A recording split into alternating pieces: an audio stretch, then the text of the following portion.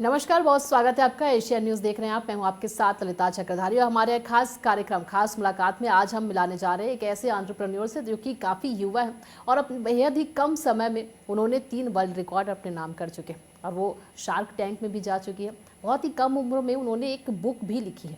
बात कर रहे हैं हम खुशी पंजवानी जी से। बात करेंगे उनसे, जानेंगे कि कैसे इतनी कम उम्र में उन्होंने इतना सब कुछ हासिल किया है। बहुत बहुत स्वागत है आपका हमारे ये चैनल में। नमस्कार, थैंक यू। तो सबसे पहले तो ये जानेंगे कि आपके इस सफ़र के बारे में कि कैसे इतनी कम उम्र में आपने ये सारी चीज़ों को हासिल किया, बताएंगे। ये सफ़र मैंने आज से 5 साल पहले शुरू किया था। मैं उस टाइम एक स्टूडेंट थी, मतलब मैं एमबीबीएस की पढ़ाई कर रही थी और मुझे इन सब चीज़ों के बारे में कुछ पता नहीं था। उस समय एक बहुत ही नया चलन आया था स्टॉक मार्केट का। तो स्टॉक मार्केट मुझे लगा कि क्या है, फाइनेंस की फील्ड में मैंने थोड़ा जानकारी प्राप्त की क्योंकि मुझे ऑनेस्टली इतना ज़्यादा पता नहीं था। फिर जैसे जैसे मैंने उसके बारे में जानकारी प्राप्त की, मुझे बाद में पता चला कि ओके ऐसी कोई चीज़ होती है। एंड वहाँ पे मेरा इतना कोर इंटरेस्ट आ गया कि मैंने सोचा अब आगे तो हम जो करेंगे इसी में करेंगे। धीरे धीरे मैंने सीखा, मैंने उसके बारे में ज्ञान प्राप्त किया। फिर मेरे को एक लगा कि एक गैप है जिसको हमें ब्रिज करना है कि फाइनेंशियल सर्विसेज जो इंडिया में प्रोवाइड होती है वो उस लेवल की नहीं होती है जिस लेवल की होनी चाहिए। मतलब आपको अगर कोई भी फाइनेंशियल सर्विसेज चाहिए तो आपके पास एक ऐसा प्लेटफॉर्म नहीं है जहाँ पे आप डायरेक्ट जाके तुरंत जैसे आप शॉपिंग करते वैसे ही आप फाइनेंशियल सर्विसेज खरीद सके। तो फिर मैंने बोला कि हम आते हैं पिक्चर में, हम बनाते हैं एक ऐसा प्लेटफॉर्म जहाँ पे हम जितनी भी फाइनेंशियल सर्विसेज होती है हम वो देंगे। तो फिर वहाँ से फिनोसर्व की शुरुआत हुई। आज से 3 साल पहले फिनोसर्व आया था एंड वो बहुत अच्छा चल रहा है अभी। तो आप अपने इस प्लेटफॉर्म के बारे में बताएंगे कि कैसे यहाँ पर जब आप पहुँची और उसके बाद ये प्लेटफॉर्म कैसे लोगों की मदद करेगा। तो फिनोसर्व एक ऐसा प्लेटफॉर्म है जहाँ पे आपको बहुत सारे फाइनेंशियल एक्सपर्ट्स लिस्टेड रहेंगे एंड आपको जो भी फाइनेंशियल सर्विसेज चाहिए आप वहाँ पे अपने एक्सपर्ट से बात करके आगे अपनी सर्विसेज अवेल कर सकते हैं। पहले हमारे पास सिर्फ फिनोसर्व के एक्सपर्ट्स थे, पर अभी हमारे पास देश भर से, दुनिया भर से एक्सपर्ट्स हैं वहाँ पे लिस्टेड है। आपको जिनसे अच्छा लगता है आप उनसे बात करके अपनी सर्विसेज आगे कंटिन्यू कर सकते हैं। ऐसा प्लेटफॉर्म भारत में कोई भी नहीं दे रहा है अभी आपको in terms of financial services. 200 companies में, फोर्ब्स इंडिया में 200 कंपनीज़ में सेलेक्ट हुए हैं आप लोग। कैसे इस चीज़ के बारे में बताएंगे, कैसे सिलेक्शन हुआ आपकी कंपनी का? और उसके बाद फोर्ब्स इंडिया एक बहुत ही ज़्यादा प्रसिद्ध है और इस पर आपने कैसे काम किया है? सो फोर्ब्स तो अभी भी मेरे को ऐसे पिंच करना पड़ता है कि हम आ चुके हैं फोर्ब्स में, क्योंकि जब भी एक एंटरप्रेन्योर अपनी जर्नी स्टार्ट करता है सबसे पहला उसका ही रहता है कि हमें एक टाइम के बाद जाके फोर्ब्स में पहुंचना है। एंड फोर्ब्स में पहुंचना सही में मेरे लिए बहुत बड़ी चीज़ थी, बहुत ग्रेटफुल हूँ मैं उसके लिए। अब रही इसके सिलेक्शन की बात, तो वो लोग एक नॉर्म निकालते हैं जहाँ पे आपको बहुत सारे इंटरव्यूज़ देना पड़ता है, जहाँ पे आपको अप्लाई करना पड़ता है एंड वो उनकी टीम आपसे बात करती है, रिसर्च करती है, आपका बैकग्राउंड चेक करती है कि आप क्या कर रहे हैं, कैसे कर रहे हैं। एंड उसके बाद एक ज्यूरी राउंड होता है। वो ज्यूरी राउंड अगर आप पास कर जाते हैं तो फिर आप वो 200 कंपनीज़ के पार्ट हो जाते हैं। जी, फिनोसर्व जो है आम लोगों के लिए हो या फिर बिजनेसमैन के लिए हो या कोई बिजनेस करता हो उसके लिए, तो कैसी ये सुविधा प्रदान करता है? सो हमारा जो कंज्यूमर प्लेटफॉर्म है वो B2B भी है और B2C भी है। मतलब B2C मतलब बिजनेस टू कंज्यूमर डायरेक्ट है। कि देखिए, जैसे कि आप अगर कंज्यूमर है एंड आपको फाइनेंशियल सर्विसेज चाहिए, आप हमारे प्लेटफॉर्म को डाउनलोड कीजिए, हमारी वेबसाइट में जाइए एंड आप इजीली वहाँ पे जाके कर सकते हैं। मतलब आपको जो भी फाइनेंशियल सर्विसेज है, आपको जो भी एक्सपर्ट अच्छे लगते हैं उनसे आप कॉल बुक कर सकते हैं एंड उसके बाद फिर आप अपनी जर्नी वहाँ से स्टार्ट कर सकते हैं। और अगर आप एक फाइनेंशियल एक्सपर्ट हैं तो आप आइए हमारे पास, आपसे हम बातचीत करेंगे एंड उसके बाद हम आपको अपने प्लेटफॉर्म्स में लिस्ट करेंगे, क्योंकि हमारे पास दुबई एंड बहुत सारी दूसरी कंट्रीज़ के भी एक्सपर्ट्स हैं जो कि लिस्ट होने वाले हैं। आपकी इस कंपनी में वित्तीय जो विशेषज्ञ हैं वो भी जुड़े हुए हैं। कैसे ये आम लोगों तक मददगार होगा? आम लोगों के लिए ये कि जैसे मान लीजिए आपको म्यूचुअल फ़ंड की सर्विस चाहिए, पर अगर आप कहीं और जाएंगे तो आपको सिर्फ म्यूचुअल फ़ंड की सर्विस नहीं चाहिए, या फिर आपको कोई जानकारी नहीं है, आपको नहीं पता कि आप कैसे अपनी फाइनेंशियल जर्नी स्टार्ट कीजिए। क्योंकि आज की डेट में इन्वेस्टमेंट करना बहुत ज़रूरी है। अगर आप आज इन्वेस्टमेंट करेंगे तो आपके कल के लिए, आपके भविष्य के लिए बहुत ज़रूरी है। तो आपके पास एक ऐसा प्लेटफॉर्म नहीं है जो आपको एक सही गाइडेंस दे सके। तो मैंने मतलब ये सोचा कि ये एक ब्रिज, ये एक गैप है जिसे हमें ब्रिज करना है एंड हमें बहुत अच्छा रिस्पॉन्स मिला। हमारा क्लाइंट बेस आज बहुत बड़ा है, देश विदेश से हमारे पास क्लाइंट बेस है। फिर मैंने कहा कि एक एक लिमिट नहीं रखते, हम सारे एक्सपर्ट्स को एक साथ कनेक्ट करते हैं और अब आपको जिन भी एक्सपर्ट से बात करनी है आप हमारे प्लेटफॉर्म के थ्रू बात कर सकते हैं। आपने एक बुक भी लिखी है, उस बुक के बारे में बताएंगे कि कैसे वो बुक जो है विदेशों में भी आपने पब्लिश की है, उसके बारे में क्या कुछ, कैसे आपको आइडिया आया? आइडिया तो मुझे वैसे आया कि मैंने बुक पढ़ के अपनी इन्वेस्टमेंट जर्नी स्टार्ट की थी। मतलब लॉकडाउन के टाइम पे कोई कोर्स इतना कुछ भी नहीं था, तो जितने मेरे पास अवेलेबल रिसोर्सेज थे मैंने उससे अपनी जर्नी स्टार्ट की। तो मैंने सोचा कि मेरे जैसे बहुत ही लोग होंगे जो बुक पढ़ के ज्ञान प्राप्त करना चाहते होंगे। मैंने बहुत ही सिंपल टर्म्स में ये बुक लिखी, बहुत ही ज़्यादा, कि मतलब जो फर्स्ट टाइम पढ़ रहा है उसे एटलीस्ट बेसिक नॉलेज पड़ जाए। इसलिए मैंने बुक का नाम भी बेसिक्स ऑफ स्टॉक मार्केट ही रखा। तो मैंने उसको 24 आवर्स में कंप्लीट किया था एंड उसके लिए मेरा एक वर्ल्ड रिकॉर्ड है। फिर आगे आगे जैसे हम पब्लिकेशन हाउस के साथ जुड़ते गए, हमारे फिलीपींस, जर्मनी, दुबई, यहाँ पे भी हमारी बुक बेस्ट सेलर बनती गई। आप ये नया लॉन्च करने जा रहे हैं, कैसे ये वित्तीय सेवाओं को कैसे ये मदद साबित करेगा, कैसे सुविधा प्रदान करेगा? सुविधा तो आप देखिए, जैसे आपको अगर आज की डेट में एक चिप्स खानी है, आप सिर्फ ऑर्डर प्लेस करते हैं और आपके पास चिप्स आ जाती है 10 मिनट में। आपको कुछ भी चाहिए रहता है, it's literally in your finger tips. तो फाइनेंशियल सर्विसेज जो बहुत ही एक सेंसिटिव और एक बहुत ही इंपॉर्टेंट टॉपिक है आपके भविष्य के लिए, तो वो आपके फिंगर टिप्स में क्यों नहीं है। बस यही मेरा ये विज़न था। मेरा विज़न यही है कि हमको एक बेस्ट फाइनेंशियल प्लेटफॉर्म देना है और मोनोपोली क्रिएट करनी है फिनटेक में। बस यही सोच के मैंने स्टार्ट किया। अब आपके पास लिटरली फिंगर टिप्स में है, आपको जिससे बात करनी है, जब बात करनी है, जो फाइनेंशियल सर्विसेज चाहिए, 5 मिनट्स आपके घर पे पहुंच जाएगी। फिनोसर्व के बारे में बताएंगे कि भारत के प्लेटफॉर्म से कैसे ये अलग बनाता है? भारत में जैसे मेरे को बाकियों का तो नहीं पता और अपने आप को ऊंचा बताने के लिए मैं बाकियों को नीचा भी नहीं करूँगी। बहुत सारे सर्विसेज है, बहुत सारे प्लेटफॉर्म्स है, पर हमारा जो है आपको सारी चीज़ें एक जगह मिल रही है। आपको इधर उधर जाने की कोई ज़रूरत नहीं है। आपको मार्केट देखना है, आपको फाइनेंशियल सर्विसेज से बात करनी है, आपको इंडिया के नहीं में भी बाहर की इन्वेस्टमेंट के बारे में नॉलेज चाहिए, बिटकॉइन, क्रिप्टो, या फिर आपको बाहर की मार्केट्स के बारे में जानकारी चाहिए, हमारे बाहर के एक्सपर्ट्स भी लिस्टेड है। तो आपको जिस भी हिसाब से फाइनेंशियल सर्विसेज चाहिए आपको हमारे प्लेटफॉर्म में मिल जाएगी। बिल्कुल। तो आने वाले 5 सालों में फिनोसर्व को आप कहाँ देखती हैं?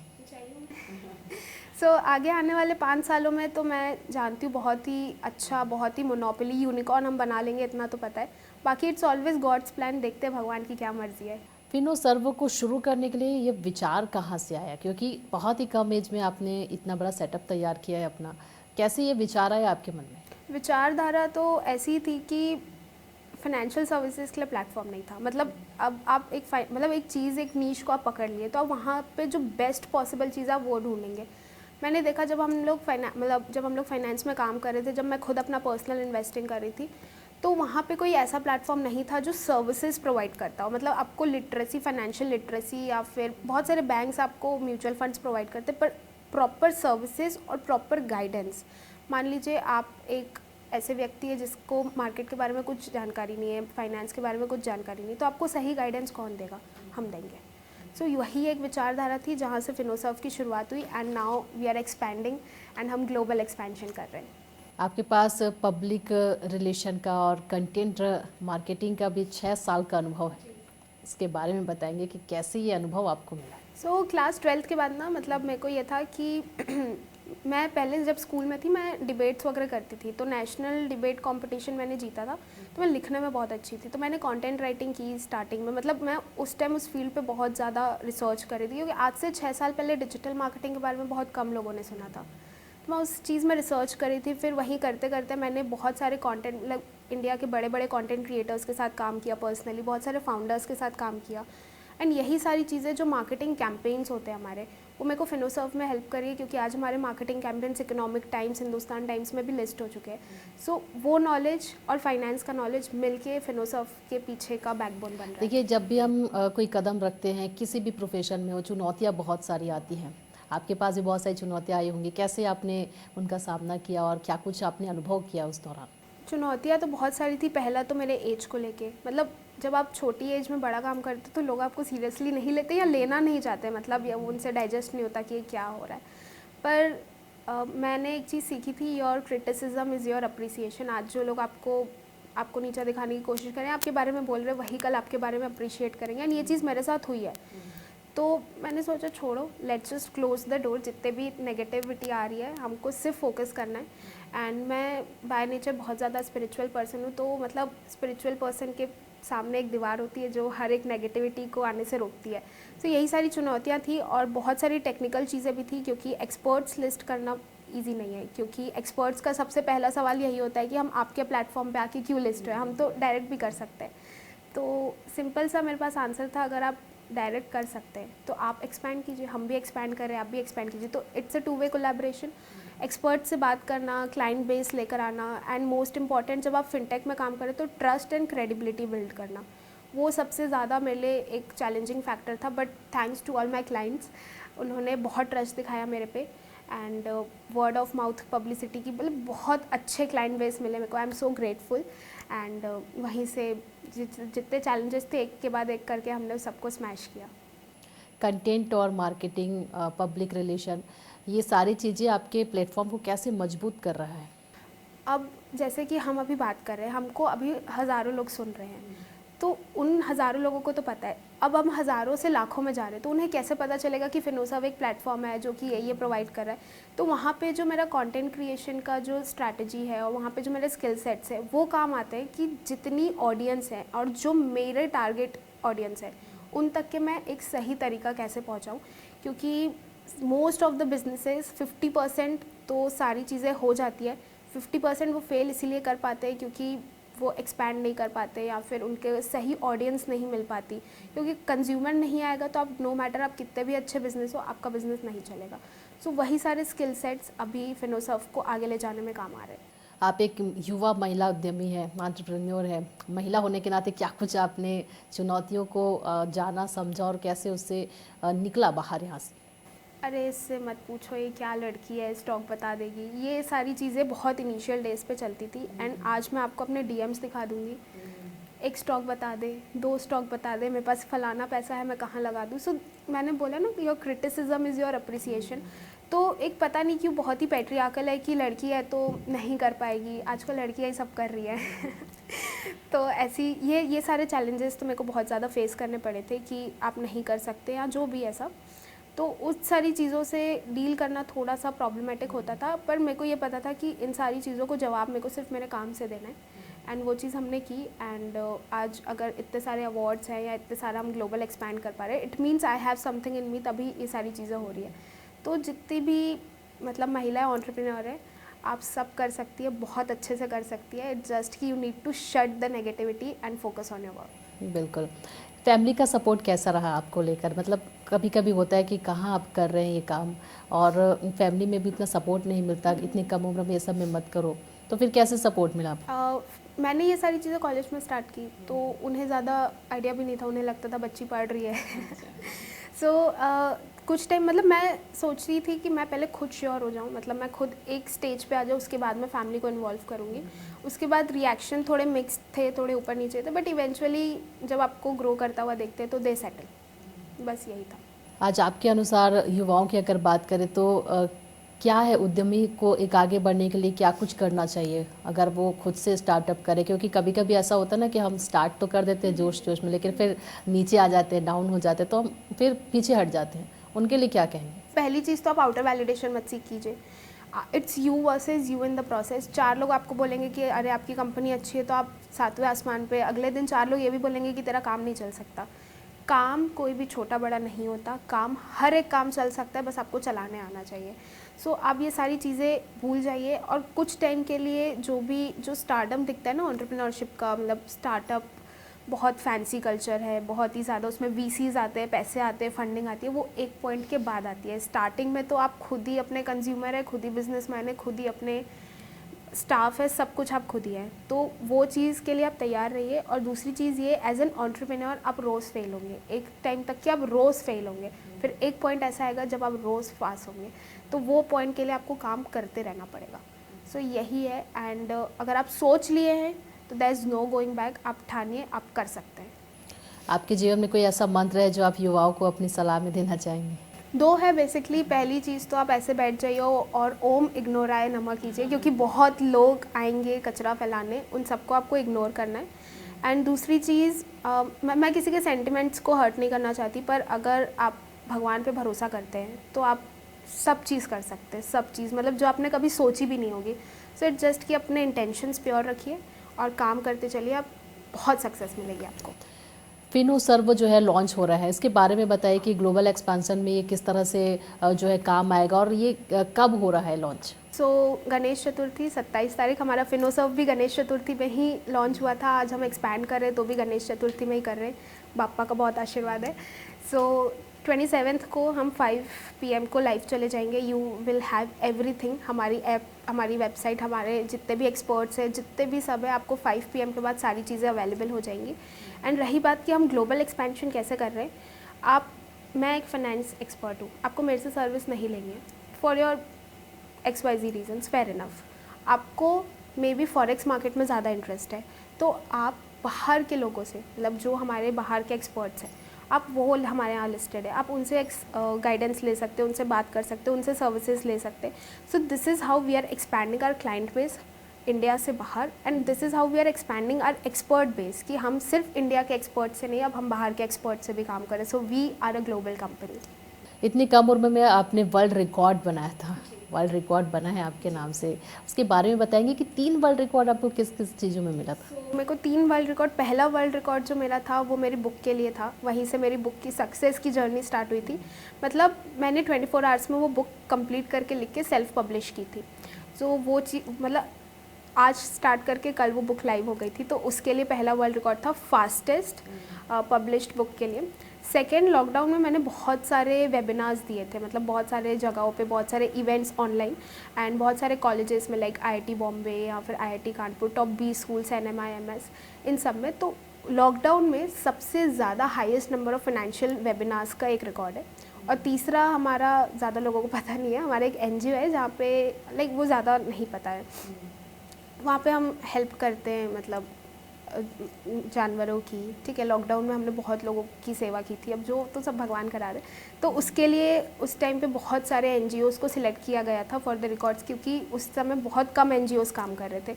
तो वो NGO उसी समय स्टार्ट हुआ था, एंड अभी भी हम सीक्रेटली कर रहे हैं। मेरे को ये था कि हम इसको ज़्यादा ओपन नहीं करते, let's keep the good deed secret only. So ये हमारे 3 वर्ल्ड रिकॉर्ड्स थे। शार्क टैंक की मेमोरीज बताएंगे कि क्योंकि आप यहाँ से गए थे रायपुर से, और उसके बाद वहाँ जाना, अब खुद को प्रेजेंट करना, अपनी कंपनी को प्रेजेंट करना, वहाँ पर क्या कुछ एक्सपीरियंस आपने अनुभव? शार्क टैंक का तो बहुत ही अच्छा एक्सपीरियंस था। मतलब मैंने 2-3 सीज़न तो टीवी में देखे थे। जब आप उसको लाइव विटनेस करते हो तो एक बहुत ही अलग सरियल सी फीलिंग आती है कि ये कहाँ आ गई मैं, ये तो नहीं था सोचा था मैंने। सो बहुत अच्छा एक्सपीरियंस था। वहाँ पे शार्क्स भी बहुत अच्छे, बहुत कोऑपरेटिव। मतलब हमें तो सिर्फ 15 मिनट की क्लिप दिखाई जाती है, वहाँ पीछे आप बैक एंड में 1.5-2 घंटे की पिच चलती है। वो लोग सब पूछते हैं, मतलब आप कहाँ से बिलोंग करते हो, मतलब सारी चीज़ें आपको डिटेल में बतानी रहती है। एंड एज एन एंटरप्रेन्योर, मतलब जब आप ऐसे इतने बड़े शार्क्स के सामने, मतलब जो इतनी बड़ी बड़ी कंपनीज बना के बैठे हैं, उनके सामने जब आप पिच करते हो, being from a Tier 2 city, तो वो बहुत ही अच्छा एक्सपीरियंस होता है। एंड मेरा शार्क टैंक का एक्सपीरियंस बहुत अच्छा था। कुछ ऐसे, इतनी आपकी जर्नी रही अब तक आपने किया, इस दौरान कुछ बेहतरीन मोमेंट्स आप शेयर करना चाहते हैं? पहला तो यही था कि जब फिनोसर्व लॉन्च हुआ था, मतलब वो मैंने एक सपना देखा था कि मेरी भी एक कंपनी होगी, बहुत बड़ी कंपनी होगी। तो जब वो लॉन्च हुआ था तब मैं बहुत ज़्यादा एक्साइटेड थी। दूसरा शार्क टैंक, तीसरा फोर्ब्स में, एंड अभी हमारा 50 अंडर 50 एंटरप्रेन्योर्स की लिस्ट आई थी उसमें। मतलब जब आप उस लिस्ट में अपने आप को सबसे यंगेस्ट देखते हो तो बहुत अच्छा लगता है। एंड हमारे बहुत सारे इवेंट्स हो चुके हैं। एंड जब हमारी कंपनी का मीट था, मतलब हमारी कंपनी, अभी हम रिमोट वर्क कर रहे हैं, बहुत अलग अलग जगहों से काम करते हैं लोग, तो जब वो एक साथ मिले थे तो वो बहुत ही अच्छा था कि ये, मतलब एक कंपनी बनाने के पीछे इतने लोग हैं और ये आज एक साथ मिल रहे हैं। तो ये सारे कुछ मोमेंट्स थे जो कि बहुत अच्छे लगते हैं। ये तो रही अचीवमेंट्स की बात। जब हम लोग बैठ के पूरी टीम ब्रेनस्टॉर्म करते हैं, हमें कुछ समझ नहीं आता क्या चल रहा है, कैसे करना है, तो वो जो एक यूनिटी और एक जो टीम वर्क होता है वो बहुत अच्छा लगता है देखने में, कि इतने सारे लोग आपसे जुड़े हुए, इतने सारे लोग आपके साथ काम करें, तो इससे ज़्यादा अच्छी तो और कोई बात नहीं हो सकती। कितने लोग हैं आपकी कंपनी में, अब कितने लोग काम कर रहे हैं? अभी हम फ्रीलांस और फुल टाइम कर रहे हैं, तो फ्रीलांस और फुल टाइम मिला के अभी हमारी 29 की टीम है। जल्दी हम 290 की टीम भी बनाएंगे। बिल्कुल, बहुत बहुत शुभकामनाएं हम देना चाहते हैं आपको और आपकी टीम को। Thank you. एक लास्ट, अगर आज आप हमारे चैनल के थ्रू बात कर रही हैं, क्या कुछ कहना चाहेंगे उन लोगों के लिए, दर्शकों के लिए? एशिया न्यूज़ भारत देखते रहिए, ऐसे बहुत सारी स्टोरीज़ आपके तक पहुंचती रहेंगी। एंड जब आप खुद पे भरोसा रखते हैं और काम करते हैं तो आप ऐसी जगहों पे पहुंच जाते हैं जो आपके इमेजिनेशन के बाहर होती है। So it's you versus you in the process. There is no other one and do it for yourself. आप काम करते रहिए, आगे बढ़ते रहिए, बस यही मैं बोलना चाहूँगी। बिल्कुल, बहुत बहुत शुभकामनाएं हम आपको देना चाहते हैं कि आपकी जो कंपनी है वो अभी न्यू लॉन्च करने जा रही है, उसके लिए भी शुभकामनाएं, और आप और भी आपकी टीम जो है वो बड़े स्तर पर पहुंचे और इसी तरह आप नाम रोशन करते रहें। Thank you. बिल्कुल, तो ये थी हमारे साथ खुशी पंजवानी, जो कि काफ़ी छोटी सी उम्र में इन्होंने एक एंटरप्रेन्योर है और काफ़ी जगहों पर इन्होंने उपलब्धि भी हासिल कर ली है और अब जो है वो कुछ और नया कर रही है और उनको हम ढेर सारी शुभकामनाएं देते हैं। तो इसी के साथ हम हर बार एक नए खास मुलाकात आपसे करवाते रहेंगे। देखते रहिए एशिया न्यूज़। नमस्कार।